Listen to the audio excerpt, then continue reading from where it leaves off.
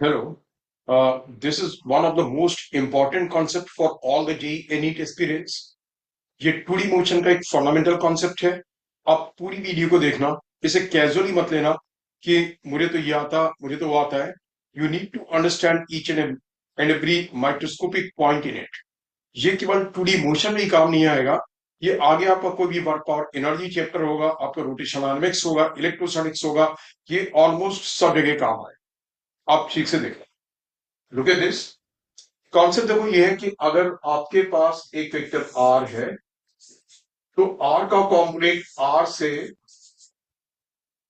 Theta angle की ओर होगा are cos theta, और इसके परपेंडिकुलर जो कॉम्पोनेंट होगा that will be R sine theta, R cos theta and R sine theta. आप लोग बोलेंगे कि यस हमें आता है, बिल्कुल फंडामेंटल है, यस आता होगा, बट मैंने क्या बोला, आप पूरी वीडियो देखना, फिर आपको क्लियर होगा कि क्या चीज आपकी पहले इतनी क्लियर नहीं थी और अब वो क्लियर हो गई और फ्यूचर में आप उसे यूज कर पाओगे। R cos theta and R sine theta, right.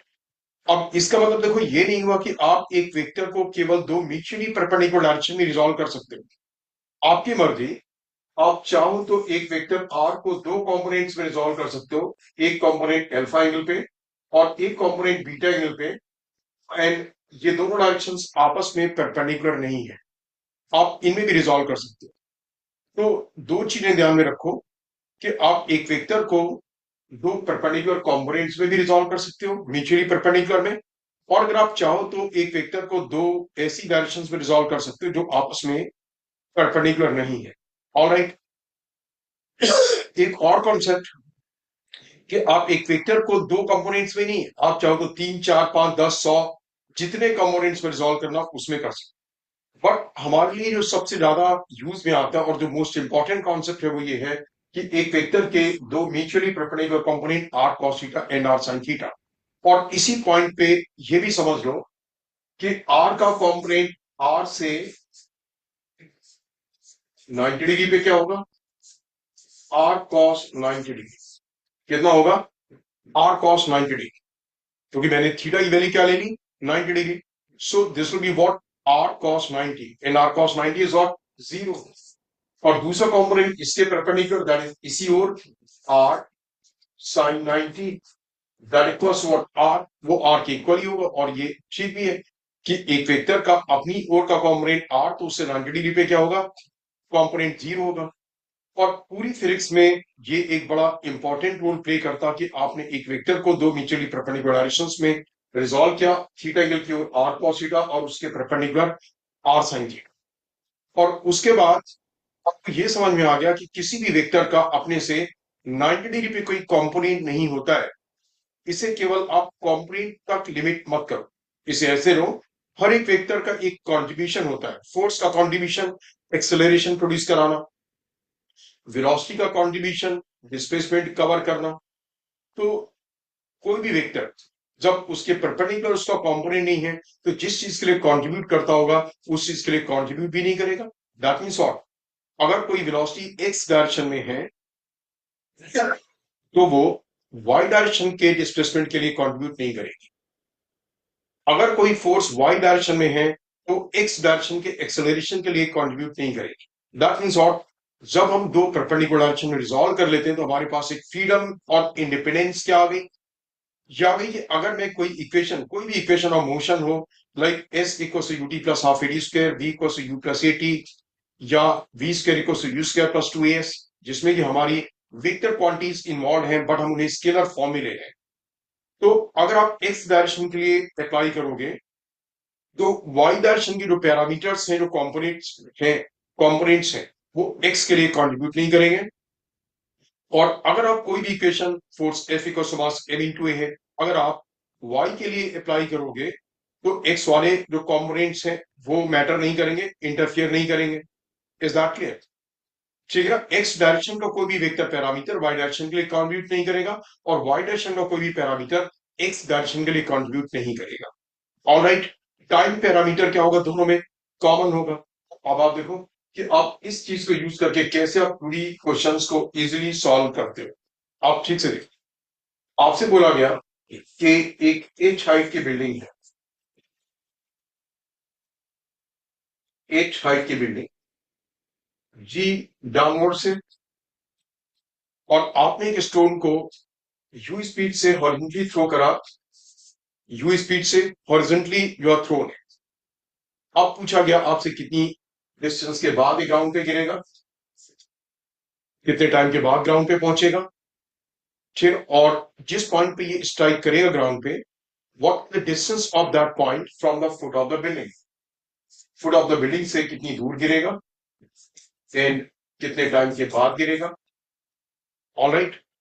और जब वो स्ट्राइक करेगा ग्राउंड पे, तब उसकी वेलोसिटी क्या होगी, ये चीजें पूछिए। अब सबसे पहले आप उस चीज में आओ 2D में, कि मैं अगर यहाँ पे दो डायरेक्शंस लेता हूं, एक एक्स वाली और एक वाई वाली, तो सबसे पहले आप ये देखो कि आपके पास दो ही पैरामीटर्स इनिशियली नोन है। एक इनिशियल वेलोसिटी नोन है जो कि हॉरिजॉन्टल है, जो कि हॉरिजॉन्टल है, और एक्सेलरेशन नोन है जो कि वाई डायरेक्शन में है ना। अब क्या कोई पैरामीटर दोनों के एक्स और वाई के बीच में है, कोई वेक्टर पैरामीटर यहाँ पे जो एक्स और वाई के बीच में हो, नहीं है, इसलिए कंपोनेंट में रिजॉल्व नहीं करना पड़ेगा, ऑलरेडी ये रिजॉल्व है। चलो ऑलरेडी ये क्या है, ये रिजॉल्व है। Is that clear? तो आपको बस ये सोचना है कि मुझे यहां तक पहुंचने का टाइम निकालना, तो व्हाट शुड आई डू, ठीक है ना। जैसे आपसे बताया कि 1D मोशन में आप क्या करते हो, साइन कन्वेंशन लेते हो। ऐसे ही अब आपके लिए क्या हुआ, या तो इक्वेशन आप एक्स के लिए लगाओगे या वाई डायरेक्शन के लिए लगाओगे, और दोनों डायरेक्शन के लिए आपको एक साइन कन्वेंशन लेना चाहिए। मैंने यहाँ पे डाउनवर्ड डायरेक्शन को पॉजिटिव ले लिया और अपवर्ड डायरेक्शन को नेगेटिव ले लिया, और मैंने वाई डायरेक्शन के लिए अप्लाई किया एस इक्वल से UT plus half A T square. Competitions के लिए आपको ये अपने दिमाग में रखना कि कुछ ये आपने इक्वेशन के इस डायरेक्शन के लिए अप्लाई किया, लेकिन स्कूल के एग्जाम्स में आपको ब्रैकेट में लिख देना चाहिए कि you are applying it for the Y direction, आपसे वाई डायरेक्शन के लिए अप्लाई कर। अब बच्चों आपको क्या ये सोचना है, इस पॉइंट से जो पॉइंट स्टार्टिंग पॉइंट था ए, और ये पॉइंट फाइनल पॉइंट है बी ग्राउंड पे, तो ए से बी तक आने में, ए से बी तक आने में वाई डायरेक्शन का डिस्प्लेसमेंट कितना होगा। कई बार बच्चे इस चीज को नहीं बता पाते, इनिशियली नहीं सोच पाते हैं, राइट। मैं इसमें कोऑर्डिनेट सिस्टम वाला तरीका भी बताता हूं, जहां से जर्नी स्टार्ट हुई आप उसे 0 0 ले लो, आप इस पॉइंट को क्या ले लो, 0 0 ले लो, ठीक है ना। तो ये कोऑर्डिनेट एक्स हो जाएगा और ये वाई। मैं अगर आपसे पूछूं कि इस पॉइंट का वाई कोऑर्डिनेट क्या होगा, तो आप बोलोगे एच, ऑब्वियसली -h बोलोगे, बट साइन कन्वेंशन हम अपने अकॉर्डिंगली लेंगे। इस पॉइंट का एक्स कोऑर्डिनेट हमें नहीं पता है, बट वाई कोऑर्डिनेट क्या होगा, इट बी व्हाट -h। तो पहले वाई कोऑर्डिनेट 0 था, अब -h है, दैट मींस कि इस एक्स डायरेक्शन में डिस्प्लेसमेंट कितना आ गया, h आ। हमारे कन्वेंशन के अकॉर्डिंगली वो क्या होगा, पॉजिटिव होगा, तो हमने डिस्प्लेसमेंट एस केवल वाई डायरेक्शन वाला, because this equation we are applying for the Y direction, हमने इक्वेशन लिया h इज इक्वल टू, अब वाई डायरेक्शन की इनिशियल वेलोसिटी कितनी है, आप अपने फिगर में ही देख लिया करो, इनिशियली हमने वाई डायरेक्शन में कोई वेलोसिटी मार्क नहीं की है, वाई में कोई वेलोसिटी नहीं, जो वेलोसिटी दी गई थी वो एक्स में दी गई थी, तो वाई में there is no component, there is no initial velocity, zero. और वाई में डाउनवर्ड डायरेक्शन में एक्सेलरेशन है जी टी स्क्वायर, तो बच्चों से टी की वैल्यू आ गई 2h upon G square root of this is the value of what, बच्चे वैल्यू आ गई टाइम टी, इतने टाइम के बाद ग्राउंड से स्ट्राइक करेगा, राइट।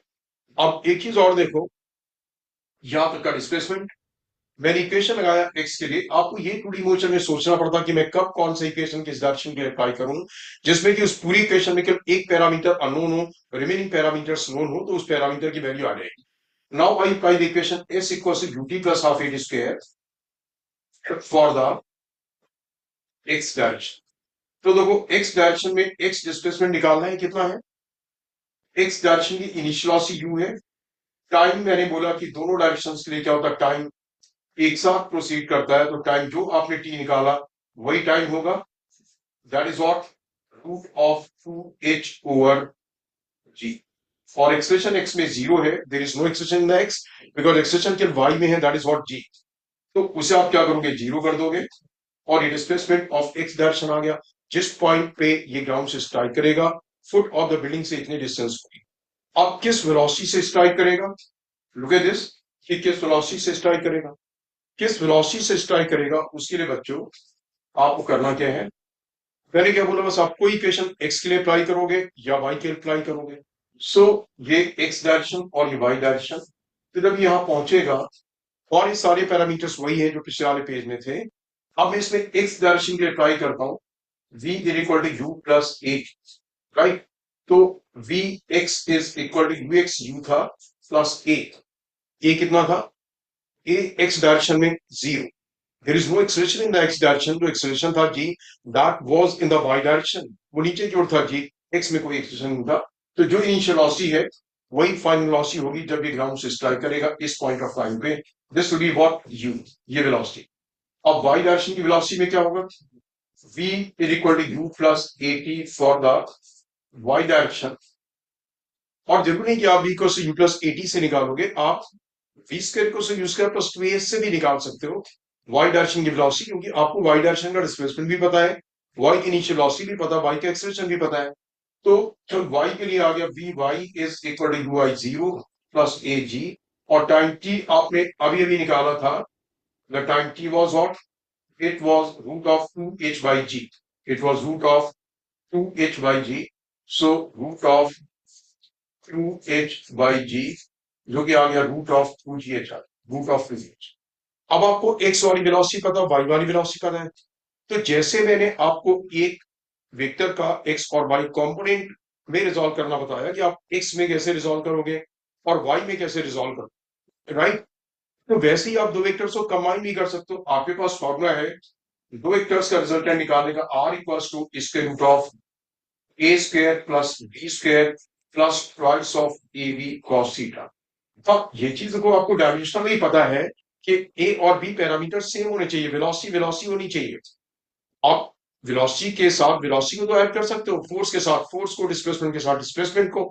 आप जिनके डायमेंशन सेम हो आप उन्हीं का तो वेक्टर सम कर सकते हो, स्केलर सम भी उनका और वेक्टर सम भी आप उन्हीं का कर सकते हो।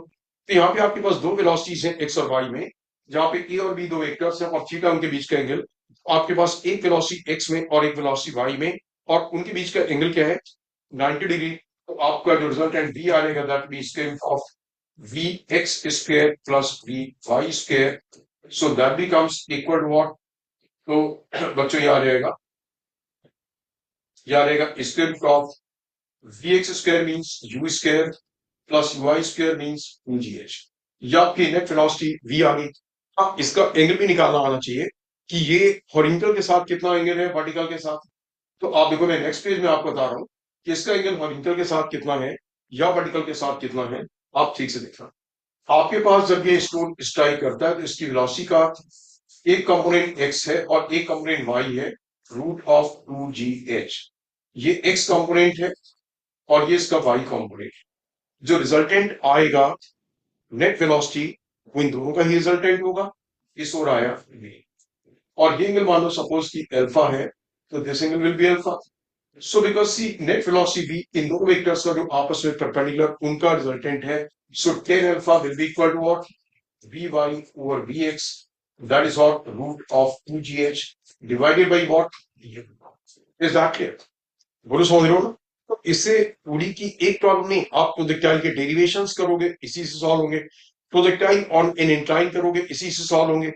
और मैंने कितनी बार देखा 12th में बच्चों को प्रॉब्लम क्या आती है, इलेक्ट्रोस्टैटिक्स में जब वो सुपरपोजिशन करते हैं फोर्सेस में, कूलम्बिक फोर्स में या फिर इलेक्ट्रिक फील्ड में, तो सुपरपोजिशन बिल्कुल एक वेक्टर्स का कॉन्सेप्ट है, उसमें कुछ है ही नहीं। आपको जिस पॉइंट पे इलेक्ट्रिक फील्ड निकालनी है, आपने नंबर ऑफ चार्जेस के वजह से वहां पे मार्क की इलेक्ट्रिक फील्ड, सबके आपने एक्स और वाई कंपोनेंट किए, फिर आप एक्स डायरेक्शन का नेट निकालते हो, वाई का नेट निकालते हो, इसके root of E X square plus E Y square. वही चीज आपको कूलम्ब्स लॉ में सुपरपोजिशन अप्लाई करने में करना है कि आपने सारे चार्जेस के फोर्स एक चार्ज के ऊपर मार्क किए, एक्स का मार्क किया आपने सारे किसी भी डायरेक्शन में फोर्सेस, एक्स और वाई डायरेक्शन में आपने डायरेक्शंस ली, कंपोनेंट में रिजॉल्व करा, नेट फोर्स एक्स का निकाला, नेट फोर्स वाई का निकाला, और इसके root of F X square plus F Y square. और ऐसे ही आप एंगल निकाल सकते हो एक्स डायरेक्शन से या फिर आप वाई डायरेक्शन से। सो दैट मीन्स ऑट एक वेक्टर का दो म्यूचुअली परपेंडिकुलर डायरेक्शन पे रिजॉल्व कर, उसके बाद प्रॉब्लम को एक्स के लिए और वाई के लिए सॉल्व कर, उसके बाद फिर बाद में वापस से उन वेक्टर्स को कंबाइन कर देना। जब आपकी इंफॉर्मेशन आ गई, आप उसे वापस से दोनों वेक्टर्स को कंबाइन करके you can get the final answer. ज्यादा मोशन की बात है, टाइम पैरामीटर एक्स और वाई के लिए क्या होगा, इट विल बी सेम। तो चाहे न्यूटन्स लॉज में करना पड़े आपको, फोर्सेस की कंपोनेंट्स, फिर आपको एक्स के लिए इक्वेशन बनाना, फोर्सेस का वाई के लिए इक्वेशन बनाना, चाहे आपको वर्क और एनर्जी में रिक्वायरमेंट हो, सब जगह अगर ये फंडामेंटल क्लियर है तो आपको जो कोई भी प्रॉब्लम हो, जहां पे आपको वेक्टर्स के कंपोनेंट, रिजल्टेंट एक्सेट्रा यूज करना है, अच्छा ये ठीक है ना, ये काम आएगा। इवन ये नहीं, अच्छा मैंने जो अभी बताया ना कि आप दो वेक्टर्स का रिजल्टेंट ऐसे निकालते हो, केवल दो नहीं, आप 10 वेक्टर्स का रिजल्टेंट ऐसे निकाल सकते हो। किस तरीके से, आपने एक्स एक्सिस वाई एक्स की है, आपके पास कितने भी वेक्टर्स हैं, आप होने चाहिए सेम, वेलोसिटी है तो वेलोसिटी सारे होने चाहिए, फोर्स है तो सारे फोर्स, आप उन सबका रिजल्टेंट निकालना है तो क्या करोगे, सबके एक्स और Y component, net X direction का रिजल्टेंट निकालो, नेट, नेट का मतलब जब आप नेट की बात में करते हो, जब सारे एक्स में आ गए तो पॉजिटिव एक्स वालों को नेगेटिव एक्स वालों से सेपरेट कर दो, आपका एक्स वाला आ गया नेट, ऐसे ही वाई वाला नेट लो, और जो भी रिजल्टेंट आता एक्स और वाई वाला नेट आता है, square root of vector of जो क्वांटिटी एक्स की है उसका स्क्वायर प्लस जो क्वांटिटी वाई में है उसके स्क्वायर, एंड डायरेक्शन अगर आप एक्स एक्सिस से निकाल रहे हो तो tan alpha will be equal to net force of, या नेट फोर्स नेट वेलोसिटी जो भी है वाई वाली upon net velocity of x dash. Is that clear? So इस चीज को बच्चों ठीक से वॉच करना, नोट्स बनाना, और आप फ्यूचर में कभी भी जरूरत पड़ेगी आप इसे यूज करना। All right.